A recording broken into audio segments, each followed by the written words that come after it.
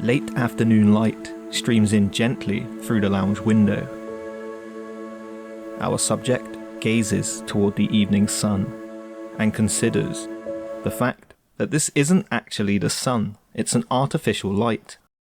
Hiding in plain sight and disguised with overexposure, we have our light, equipped with a Fresnel lens, firing into the lounge window on an overcast afternoon. This is the Godox KnowLED M600D, a powerful 740 watt LED cob light. When shooting with a more powerful light, a common tool to use in conjunction with it is a Fresnel lens. By attaching the compatible Fresnel, we can direct our light into more of a parallel beam. And we've targeted our light directly into the lounge window in this shot, allowing us to both control exactly where our light goes and making for a more realistic representation of the way sunlight functions, with an even exposure throughout the beam. A powerful light in these conditions is a necessity, as we're competing with the daylight that's already spilling into the room, and since we have a powerful light, we can use this ambient daylight along with it, so we're forming a realistic recreation of sky and sun, both layered into the image.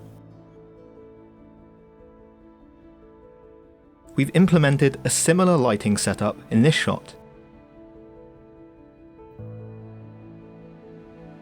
Initially, we had soft light coming through the window from the hazy afternoon outside, but we wanted to brighten things up and create the feeling of a sunny afternoon. So up goes our M600D, again with the Fresnel lens attached, directed into the window and room. Now that's a fair amount of light. It's set to 100%, but instead of turning down the exposure on our camera or the brightness down on the light itself, we're going to control the light hitting the scene in other ways, taking advantage of the power output of the M600D, as if we're actually competing with natural sunlight itself. We'll start here with this back wall. It looks a little bare. With a boom arm set up by our window, we're going to clip on a DIY Cucaloris with the intent to break up some of the light coming through the window. Our Cucaloris, or cookie, has been positioned in such a way to only cast shadows on this back wall, making for a more controlled, yet more natural feeling patch of sunlight. We've noticed now that the wall on the other side is looking pretty dark in comparison. By placing a mirror on the other side of the table our subject is sitting at, we can bounce some of our light back at this darker section of wall, making for just a small slash of light, but ultimately bringing more balance to our frame. Finally, we'll deal with the overexposure on the face. By simply clipping some black material just to the right of our cookie, we've blocked some of the light from hitting the face. This still leaves us with some indirect exposure from the window, keeping our face lit but not overexposed. In post-production, we also decided to use a power window to reduce the brightness on the lower section of the frame, just to take the edge off and bring more attention to the face.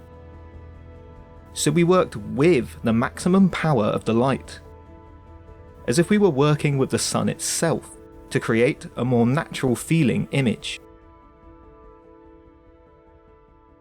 Before we take a look at our next setup, parts 1, 2, 4 and 5 of my Lighting with Colour mini course are on YouTube now, but you can also download it all with an exclusive part 3 at my website.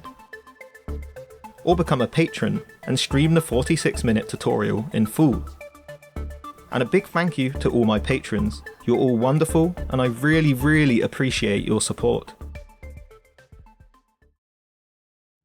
A powerful light isn't only useful when you need to replicate sunlight, it can also be beneficial when augmenting existing light in your frame. Here, our subject sits in a room, a bay of windows behind him. It's quite bright outside, and if we want to see any detail out of our window, we're going to need to bring down the exposure in our camera. In this case, we're going to need a couple of stops of ND. Now we have detail out of the window, but no exposure in the room. So usually, this is where lighting comes in.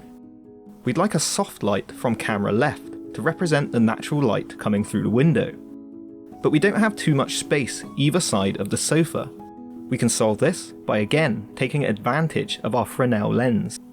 We'll clip a large length of bleached muslin material to a boom arm on the left side of the sofa. This will act as our key light. On the other side of our sofa, we'll place our Godox M600D, attach our Fresnel lens, and narrow our beam down just a little bit. Since our subject doesn't stand up or start jumping around in our shot, the beam passes over what our camera is capturing, bouncing from the bleached muslin and providing a key light on our subject and scene. But it's a little dark, and although this could work depending on the mood we'd like to convey in the shot, we wanted something that better represents the light from the window. So we need even more light. Remember, we darkened our image with ND to properly expose the natural light outside. This is kind of like giving our camera sunglasses to allow it to see better. And if we're darkening the natural light outdoors with these sunglasses, we're also darkening any other lights we use in the room. So we need a light powerful enough to expose well, even when our camera is wearing shades. So we actually had our M600D set to 50%. At this level of output, we're roughly looking at the kind of brightness you'd be achieving at full power on a 300 watt light, like the Aperture 300D or the Godox VL300. But we've got 740 watts to utilize here, so let's push that straight up to 100%. Now that's much closer to what we had in mind. Even with 2 stops of ND in front of our camera, the light is powerful enough to give enough exposure to our scene, and this is after being bounced from the bleached muslin. As we lose light output when we diffuse or bounce it, it's vital in these situations to have a powerful light, so that it can still provide enough exposure when we want to soften it with diffusion or bounce. And if we want a slightly lighter feeling scene, we can introduce some fill light. We'll raise up another large piece of bleached muslin material, placed just behind our camera, and use a Godox SL152 bounced into it. This makes for a bit of a brighter, punchier look, wrapping the light around our face and lighting up more of the room.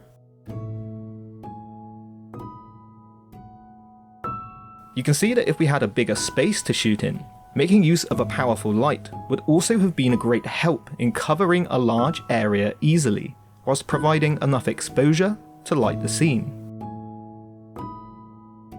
Support my channel on Patreon and get extra lighting and shoot breakdowns, along with early, ad-free and extended YouTube videos.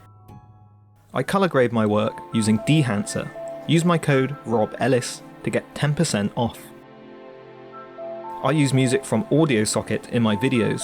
Click my referral link in the video description and use the code ROBELLIS when you sign up for a free month of the best and most diverse range of stock music available. Use my code ROBELLIS over at Zyro to get up to 71% off your website or storefront, with 3 extra months free, along with a custom domain for a year. I use ArtGrid for stock footage. Get an extra 2 months free when you sign up using my link in the video description.